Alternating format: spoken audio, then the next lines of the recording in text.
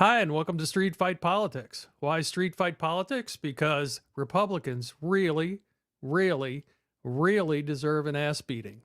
And we're here to deliver. My co host, as always, are Mike Holmes. He's an old fashioned soldier who didn't make a fortune at it, and a columnist on Medium. And my other co host is Ed Westerfield. He's an entrepreneur, a raconteur, a commenteur. And I'm Jimmy Zuma, a journalist based in Washington, D.C. Hi, guys. Hey. Before we start the show, two news items just came across the wire. One, Trump announced that he was firing, by tweet, announced that he was firing Chris Krebs, who's the chief of the cybersecurity division at DHS. He's the guy that said these elections were free and fair and the best elections we've ever had. And at the same time, he said, I expect to be fired for saying this. Well, sure enough, he's fired. And the other thing that happened is in Michigan, the Wayne County Board of Supervisors refused to certify the results of the ballot count on a 2-2 vote. The two Democrats voted to certify the results. The two Republicans refused. And that's part of a strategy to wipe the Michigan win off the map by replacing the regular real electors, the faithful electors, with a slate of Trump cronies. We'll see what happens there, but it's a pretty good example. And that's a county that includes Detroit and that Biden won by almost 150,000 votes. So we'll be following what happens there, and we may have more on that on our next show. But this is phase two of the try and create a phony reason to throw the election to Trump. Well, I have to look at it as it looked like it was just a stunt when you get right after the election, but now you have to start really questioning, is this a slow motion coup? Because in that you have to have a lot of people going along with you. And right now the entire Republican apparatus is going along with Trump, and they're aiding, they're abetting, and if you're Rudy Giuliani, you're getting paid $20,000 a day to do it. Well, I'm going to disagree with that. I don't see the entire Republican apparatus doing that. I see, we've already said in previous conversation that the Michigan legislature has said they are not going to replace the slate of electors.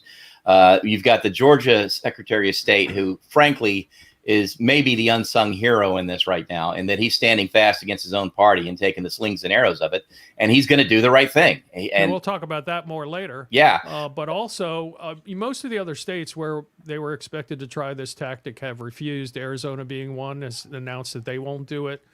Some of the other Republican states that Joe Biden won or flipped, they've announced they're not going to do it. I think that Michigan is really the only state they're going to do this. And then they're trying a lawsuit in Nevada now, a new lawsuit to invalidate the votes. That won't be successful. So, no, he's been successful, I think, exactly 2 lawsuits, and they were for minor reasons that really had nothing to do with changing the vote. Right. One was election deadline in Pennsylvania, and the other one, I don't even remember. It was having the observers be within 6 feet of the counters. That was it. Oh, okay. And that was also in Pennsylvania. So we're within 6 feet rather than 12, I think, was the original intent. Okay. Yeah, Rather and it was for COVID. Enough. It was Rather for COVID. Close enough, they're going to be too close. Yeah. Yeah.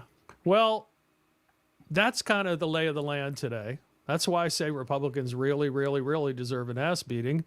And it's a good example of why we need to talk about this first topic, which is politics ain't like anything else. A lot of people come into politics, and you at home have always said, I can do that better. I'll bet. You have. I have. We all have. But politics ain't like anything else. And if you think you can just walk in and be an expert, like a certain member of the House of Representatives did last week, well, that's not how it works. Because politics is totally different. There's this whole level of illegal shit going on from Republicans, for one thing. What do you guys think? So as the guy who's actually run for office in this threesome here, it just isn't. You can think that you're as smart as you think you are. You can think that just because you're a guru on social media that you're going to turn everything your way. And the reality is that you're dealing with tens of thousands, depending on what you're running for, tens of thousands, if not hundreds of thousands, if not millions of people who are not listening to you, really don't care about who you are, probably aren't focused on your particular race, Right. And you've got to be able to reach out and touch them. In a place like the West, where you have tens of thousands of square miles for a congressional district, the size of some states in the East. My legislative district in Arizona is the size of Massachusetts, for instance. Mm-hmm. You can't meet everybody. You end up going to the same meetings and meeting the same 20 people that you did last week or 3 weeks before, and you don't change anybody's mind. Yeah. You go to districts like that, and the vote doesn't change more than about 2 percentage points from election to election until it's redistricted. And that's just the reality. Right. And the idea that brought this to our attention and got us talking about this was that the idea that social media is the path to an elected position, and that social media is the same as politics. And it's just not. Being an influencer on, shoes will not get you in the White House. Having a bunch of followers on Instagram is not a strategy to get in the White House. Now, these things are useful. We've learned, tweets matter, and the use of social media matters. But but conquering social media is only a part. It's only an advertising part of being a successful candidate. Just ask Kanye West. I mean, if it were all about social media and likes and videos, he'd be the king. But Well, he ain't. I beg to differ. President Kim Kardashian is going to have your ass when she finds out about this. Well, she's got a bigger ass than anybody, so I'm not sure that's going to work. But Are you talking about behind her or Kanye? Those. Poor Kanye. I really do feel sorry for him. He is mentally ill, and Yes. he's never spoken a wise word since the day his mother died. I mean, that No. really, he depended on her a lot, I guess, to help him navigate the world. And, Kim certainly hasn't been able to replace her. Well, and some mental illness gets worse with age, especially if you're not treating it or you're mistreating it with other things. So, Right. yeah, I agree with you. He is really it. Yes, we're laughing at him. It's true, but he does suffer from mental illness, and he really needs some treatment. And he should not be trotted out in front of anybody as an icon until he gets it. Well, Right, that's he the was- he problem. was He's a definitely person you used can't by- say no to. Right. He was definitely used by Donald Trump. Oh, sure, in this absolutely. last election to try and pull votes away, black votes away. Did he get any votes? Not a few, and I think they were more of the protest joke variety. And Yeah. in the Yeah. black community, they were very offended that that Trump would look at them and say, "Oh, you're stupid enough that you can be swayed by having, a black icon run for president, and you'll Yeah. vote for Right. him." So Well, it, and this it is the totally other did thing. not work. I'm sorry that I interrupted you. This is the No. other thing that he's an influencer. Trump thought, because Trump's kind of an influencer, I guess, in his own little world. He thought another influencer would have the same power, but that's not how it works. You could be the biggest influencer on Facebook, YouTube, Instagram. That's not a ticket to the White House. Trump actually didn't win the White House by influencing. He won it by buying advertisements.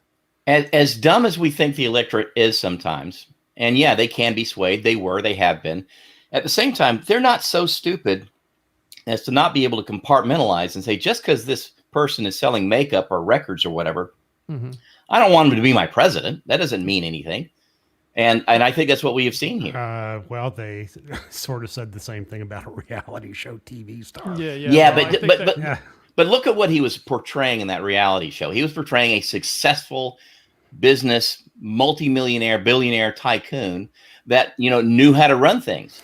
And obviously he does not. He did not. But that was what he portrayed, Well, and people I mean, I did think buy that's into it.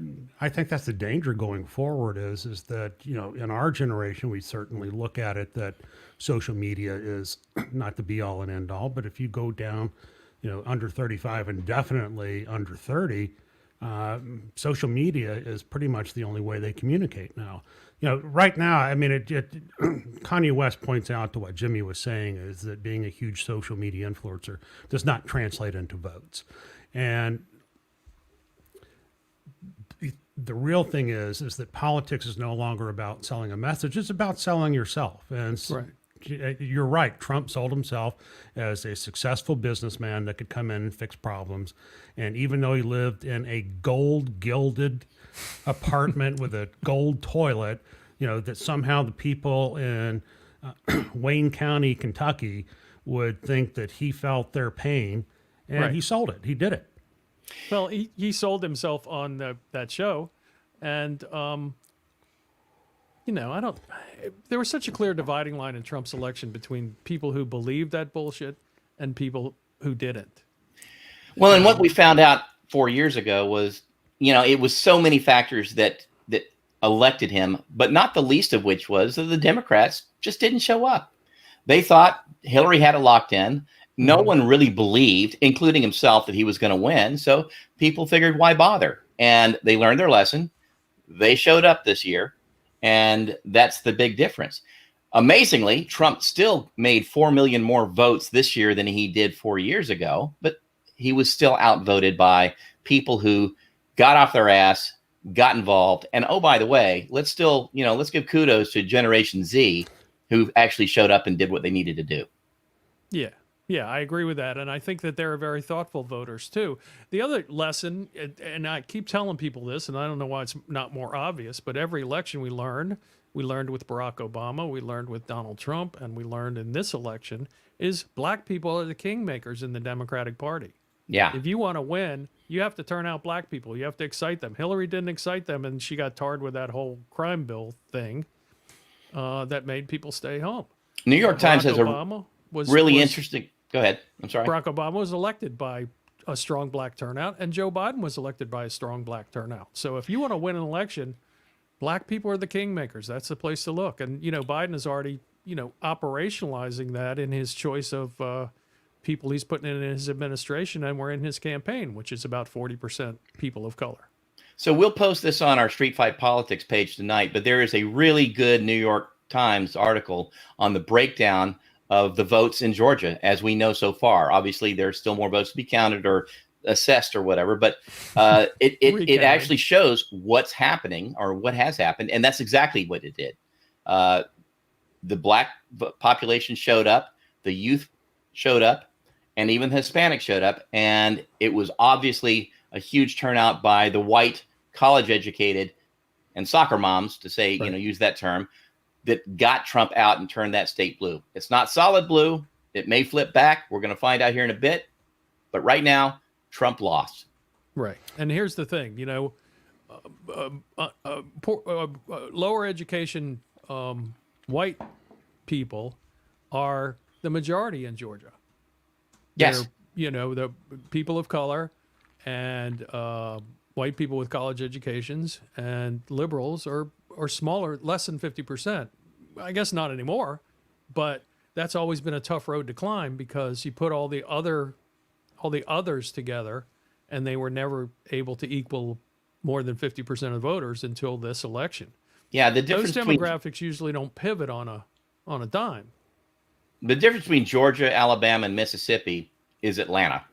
I mean, really and truly, that's it. You got a huge major population center that is vibrant with diversity and education and frankly, wealth.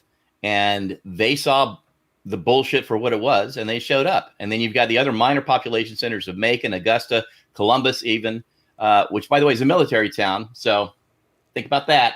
And they're the ones who voted for Biden. So don't imagine that you, as a truck driver or a meat packer or a doctor or a lawyer, maybe a lawyer's closer, you know how to do politics better than a person who's made their career politics, because they know a lot more about how to get elected than you do. And you need to treat politics like the profession that it is. It's not a, thing you can just drop in. I mean, people start somewhere, but you can't just be second guessing all the time the things that people do. You can't second guess Joe Biden being a moderate. He knocked off 15 other people and won the election and became the next president. Even though he didn't do what you would do, even though he didn't conquer Instagram, he's the president. And that's the lesson we need to learn. It's a profession. And he earned it. He earned it. Yeah. Well, I've helped in a couple of mayor campaigns here in the Valley. And what I can tell you is that if you decide to run, it's a 24/7 proposition from the day you announce. It is amazing how much energy and effort that it takes. And on the lower local levels, you have to become a professional. But I mean, surprisingly, you can drop in like Tommy Tuberville did at the Alabama Senate race, be a total moron, and you'll have enough handlers around you that you don't have to be an expert at politics. You can just be a recognizable name. So, Yeah, you know, I it's haven't almost found Democrats paradoxical. can do that. Oh, I'm sorry. I haven't found Democrats can do that. You know, that's a Republican thing. And I think it has to do with their electorate. You know, I think People so. haven't say what you want about a college education. It makes you more worldly. It makes you understand when people are lying to you better. And Tommy Tuberville, he was a name and a football player, a football coach, and that's what it took for him to win in the Republican Party. But that would not work in the Democratic. In Alabama, that's a powerful place Right. to be. I mean, I used to live in Alabama for a couple of years, just after high school. And, you know, the saying always was is Bear Bryant, all he has to do is say whatever position he wants, governor, senator, whatever, and next election he'll be that. And I have Yeah, no we have a lot doubt. of traditional sports athletes in Congress now. But Yes. I'm not sure they got there for being athletes. Most of them got there because they maybe learned how to compete being No, I, athletes. I can think of a successful one from a couple of decades ago. Jack Kemp was a moderate Republican athlete and a really accomplished politician. He did very well. What he tried to run for president, I can't remember exactly how far he got. He was VP for Dole. That's right. That's right. And Well, the only one that I can think of that was a liberal progressive was Bill Bradley senator from New Jersey. there's another one, yeah. But again, he was a very accomplished politician because Yes, he was. he was a senator for what, over a decade, several decades. Yeah, so you can do that, but you're not getting there based on your chops of being an athlete or a influencer on Facebook or whatever. You're going to get there, at least in the Democratic Party of today. You're going to get there by actually knowing things and accomplishing things. Speaking of knowing things and accomplishing things, let's talk about what not knowing things and accomplishing things. What do you think Trump's real game plan is here? What's all this stuff about?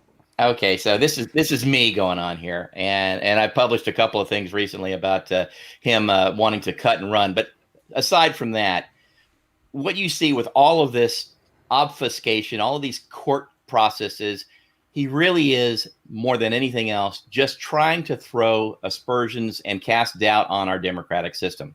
You know, if he can make people believe that it was stolen or rigged or whatever it was, he is going to be able to parlay that into whatever he thinks he's going to do post the presidency. So whether he buys a network, creates a network, he's trying to drum everything up. Mark my words, as soon as he has conceded or gotten out of office, or again, whatever that denouement is going to look like, he's going to file for a campaign committee so that he can continue raising funds. And we know from history, he just takes those funds and focuses them into his business. So he'll create a revenue stream out of all those idiots out there, going to give him $10, $20 a pop and play that for as long as he can, all the while casting doubt and problems on the Biden presidency and what follows. Ed, what do you think? Well, again, it's like I'm starting to become a little more concerned that he actually thinks he's going to be able to pull this off and, you know, get a couple of states to flip. You know, looking past that's not going to work. You know, this is obvious that he's trying to consolidate his hold over the Republican Party. It's now not a party anymore. It's the Trump organization now extended out to 70 million Americans.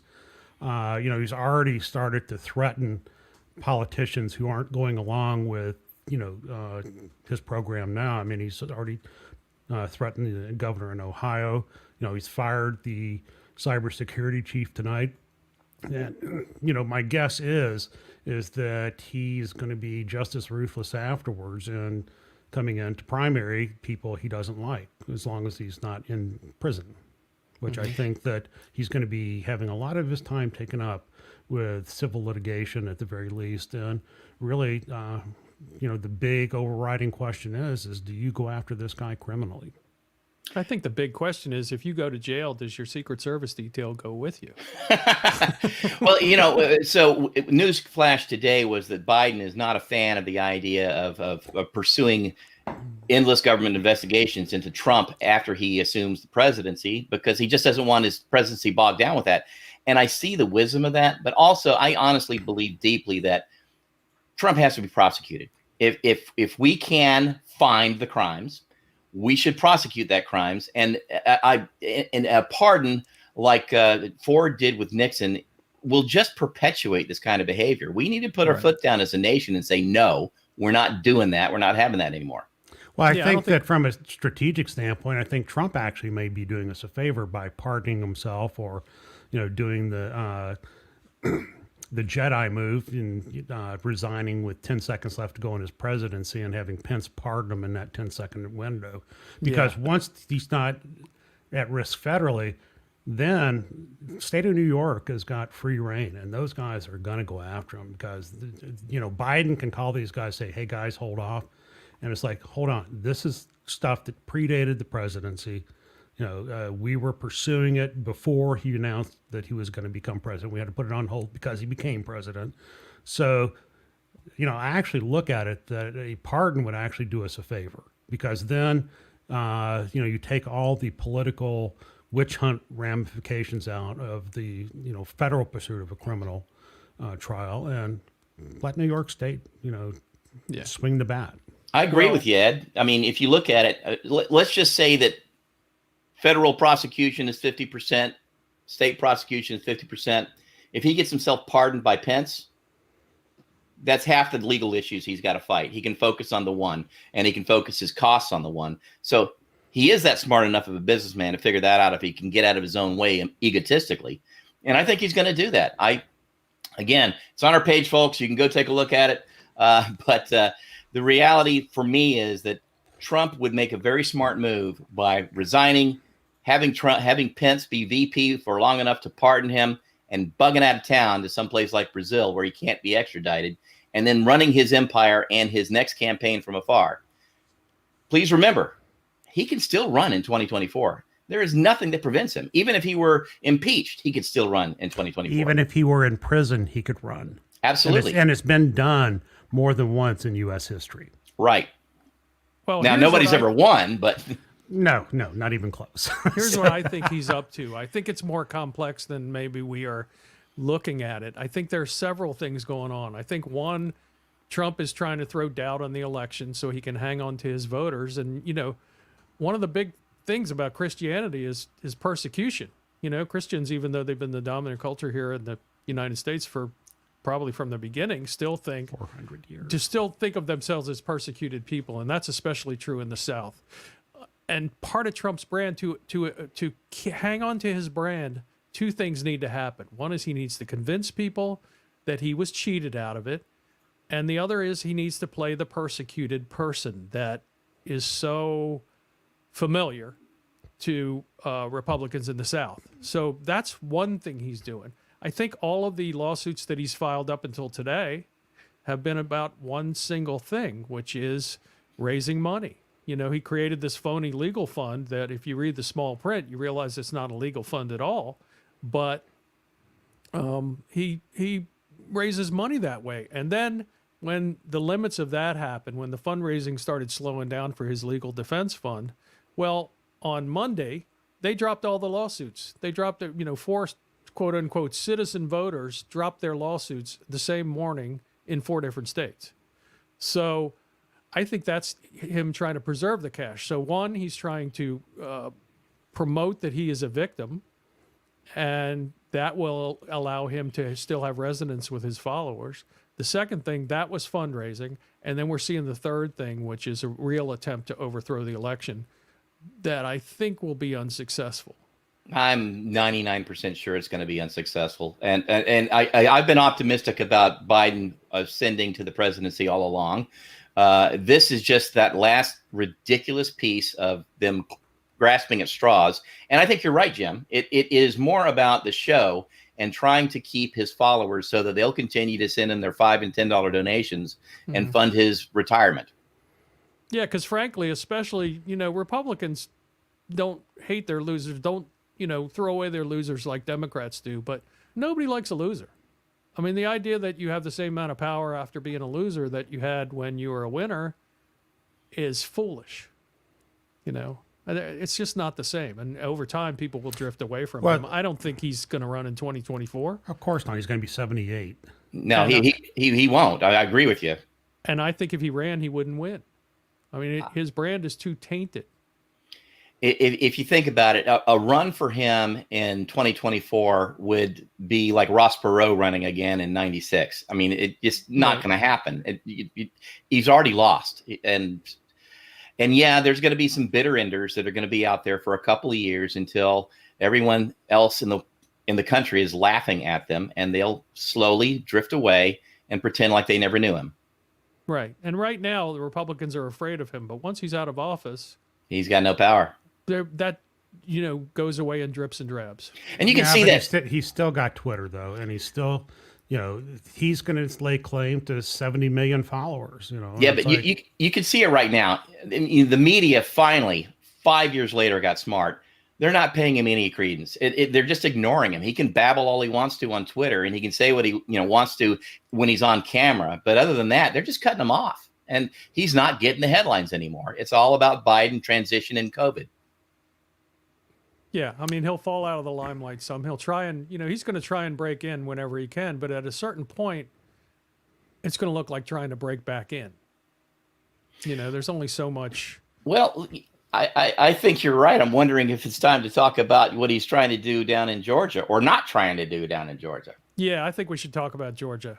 So here's what's hilarious to me is, and I mean hilarious in a very serious way, in that this is affecting our lives in a hugely frightening way. Yeah, but so just to recap for those who haven't been paying attention, the control of government right now rests in the races, the recount races that we're having in Georgia on January 5th, and because both Senate seats are in question. I know it's very strange. It's a complex story, but the reality is 2 senators are going to be chosen in Georgia, and they're either going to be Democrat or Republican.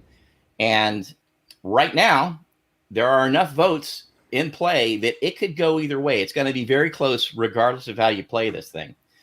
So as this is going on, you've got the Republican Senate candidates throwing bombs at the Republican Secretary of State, who is running the recount very honestly, as far as we can tell. And I think that's probably true. I think he's being a good civil servant. And they're fighting each other. They're fighting him. And at the same time, you've got Trump outside throwing bombs at all of them.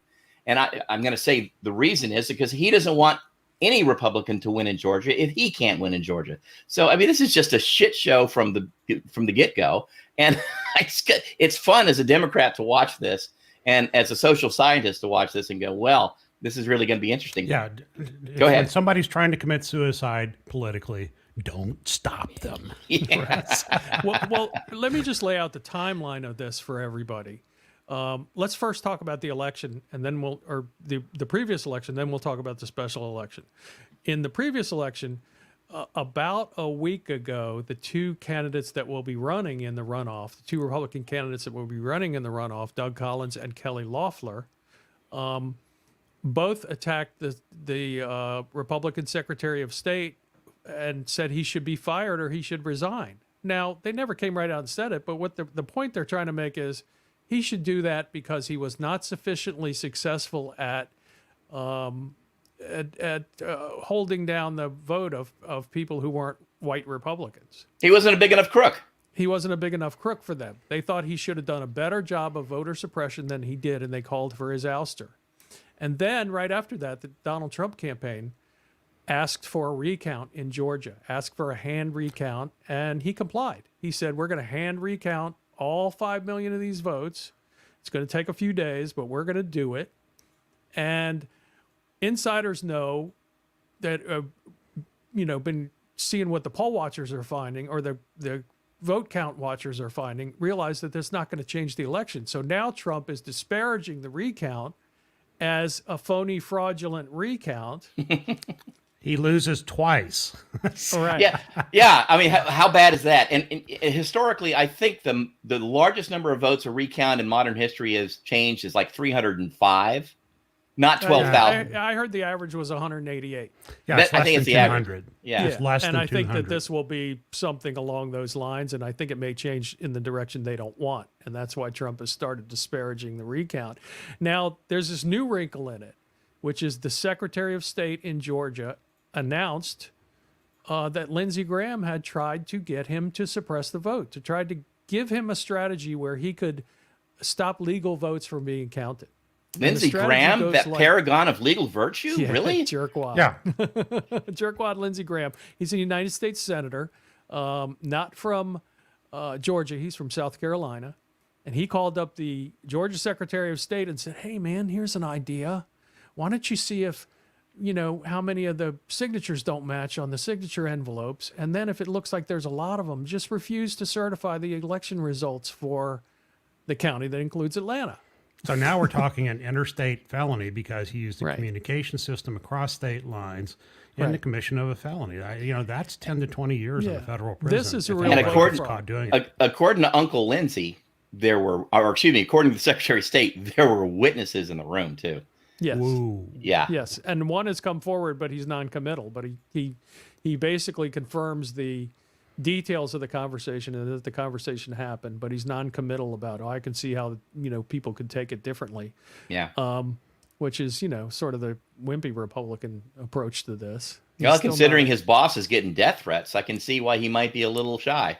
right, and then Lindsey Graham said, "Oh, well, it's not just Georgia. People ask him, why are you bothering with them? You're from South Carolina. Why are you, jerking around in Georgia?" And he said, "Oh, I also did it in Arizona and Nevada." So immediately the Secretary of State in Arizona, Katie Hobbs, came out and said, "I never talked to the guy. He never called me."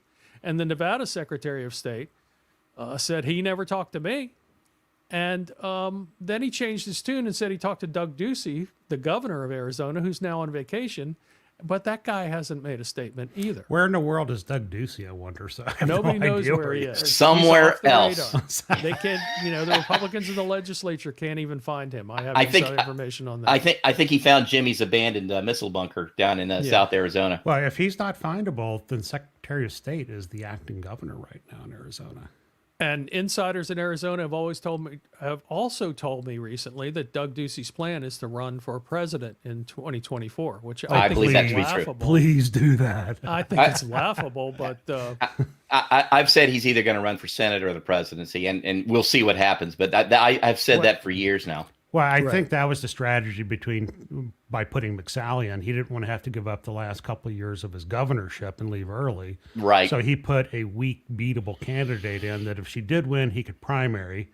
And if she didn't win, that this is a Republican state. So he would just naturally step in and take his position. Right. And unfortunately for him, Mark Kelly is now the senator, and you're going to need a few tons of TNT to blast him out of that position because he's going to be a very moderate, left of center, just a little bit, senator, just like Kirsten Sinema is, because that represents, the tenor of this state. Let me that's try all to true- round this all back true, into and it's Georgia, though. insiders' assets. Here, wait a second, Mike. Yeah. Let's get back to the topic. The topic is Georgia. We got kind of waylaid because we all have a great relationship with Arizona, but we're talking about Georgia. So anyway, Lindsey Graham goes there, tries to interfere in the election, suborns election fraud, and gets caught. And he makes up lies about these other states that they confirm are lies. And that leads us up to this other part of this, which is the special election coming up. You guys want to talk about that, or you want me to? No, I do. I think that's where we really want to go, because Yeah. if I accomplish nothing else tonight, if I can get anybody who watches this or listens to it or has heard about it to donate money to the special elections in Georgia, I will have accomplished something. We've had Stacey Abrams down there who barely lost to the current governor, Jack Kemp. Not Jack Kemp, but Kemp, 2 years ago. And she did a fantastic job. If you want to say there's any one thing that changed the vote in Georgia and elected Biden, it's Stacey Kemp and her organization. And Stacey Abrams. oh, geez, yeah, I'm sorry, Stacey Abrams. Yes, that lady Yeah, who that lady. who has one hell of a future in front of her in national politics. But absolutely, that her organization is absolutely the one that we'll hang that on the site on our Facebook page. But if you want to give some money, if you want to affect that election, send some money her way, because she is turning out the vote, and she is the one uniting all of these various factions of the Democratic Party and even the non-Democrats to get out there and do the right thing. Yeah, I think she's about 100,000 more voters she's recruited since the election. Yeah. And that's brilliant. I also, the two races are they're Representative Doug Collins, one of the ones that said the Secretary of State should get fired because he wasn't cheating enough. And he's running against John Ossoff, who's probably a name you've heard because John Ossoff has really been in the news a lot. He's quick a good correction. guy. It's David Perdue and Ossoff. And then it's Kelly Loeffler and Warnock. Okay. Yeah. Yeah, that sounds fine. And then there's Kelly Loeffler. Yeah. You've probably also seen. You may not have noticed because she has that generic blonde, long neck look that everybody in Republican politics, every woman in Republican politics has. And she's running against Raphael Warnock, who is the pastor of the church where Martin Luther King used to be the pastor, Ebenezer Baptist Church. Yeah. And those are the races. The election runoff is January 5th. And you were saying, Mike? Well, and he got more votes in that special election than any other single candidate. Now, there were like 15 candidates. So how's that going to shake out? That really is the question, because the two Republicans were fighting each other, and they split the vote between them. And then there were a bunch of other Democrats, and there were a bunch of independents and a bunch of Green Party and others out there that stole votes away. So really the question is, can somebody like Stacey Abrams come back in and round up all those wayward votes and bring in more and defeat the Republicans? And I think she can. I think she's got a really good shot. Well, I'll tell you, as time's going on, I'm actually much more optimistic, just because not only do you have Stacey and all the on-the-ground organizations that have been there, out plowing the ground, bringing in, new Democratic voters and making sure that these guys do come out and vote on the special election. But you've also got the other side that are ripping each other's eyeballs out. I mean, yes. You have Perdue and Loeffler decided we're going to run as a unity team. And it's like, oh, thank you. We can now just attack both of you with one ad, so that when we go after you for, your insider trading, we don't need to do separate ads. We just put up the one.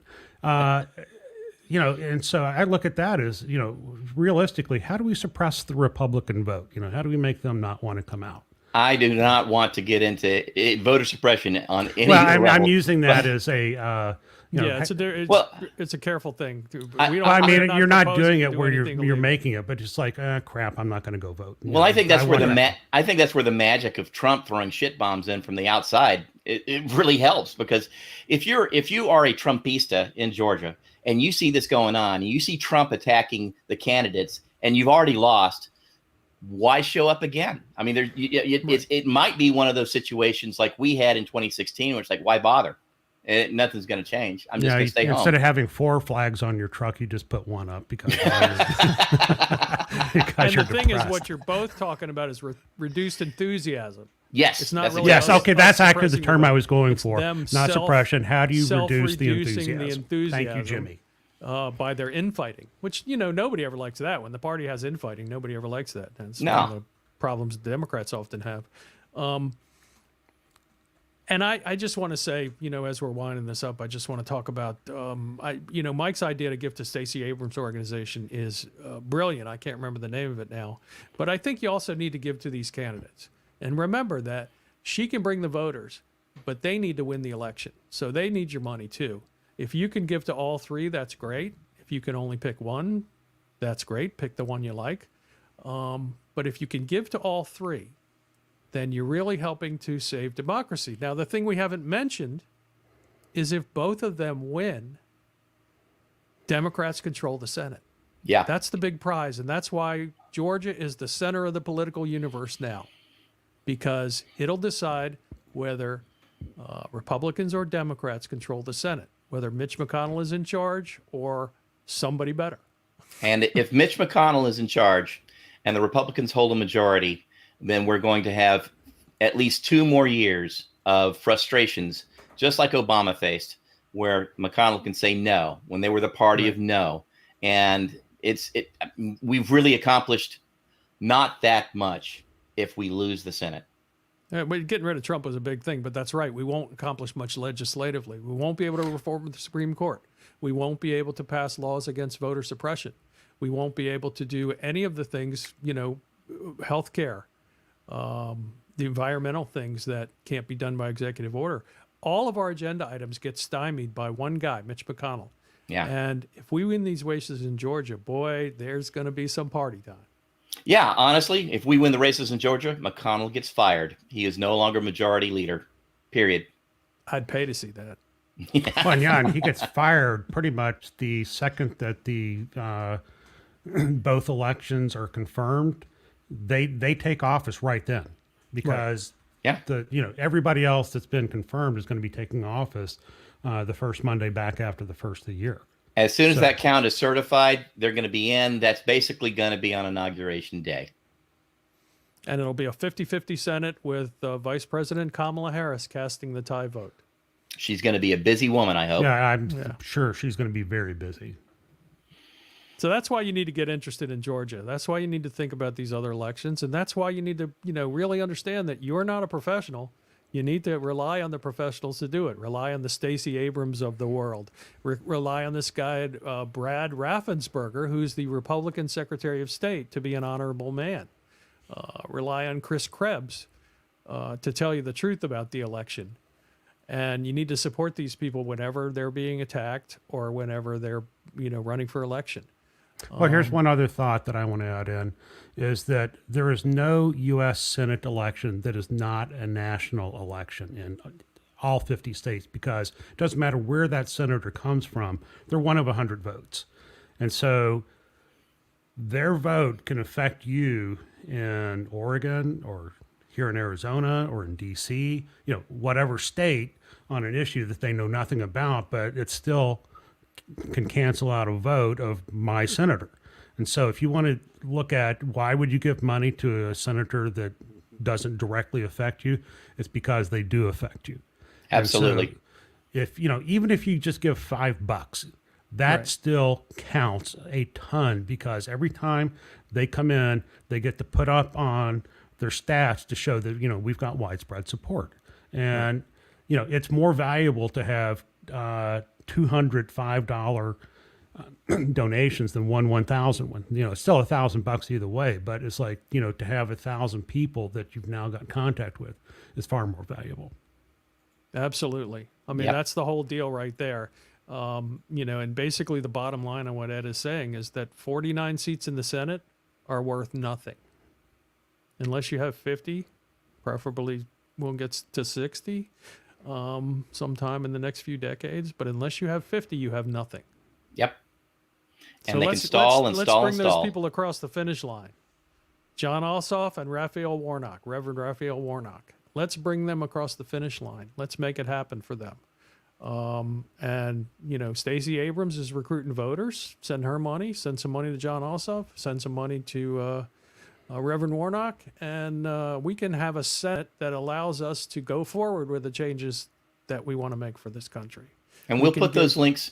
Oh, sorry. Go ahead. We can give Joe Biden the Senate he needs to move the country forward. And we'll put those links on the Facebook page and in our group as well. So go to Street Fight Politics on Facebook and look at the link, click it, give what you can give. That's our show for tonight. And we hope we've kept you busy with lots of information and lots of calls to action. And we'll be back with you next week with another Street Fight Politics. Because I'll be broadcasting from out of the country, so I just want to warn you guys that. Because as I said, Republicans really, really, really deserve an ass kicking. So let's get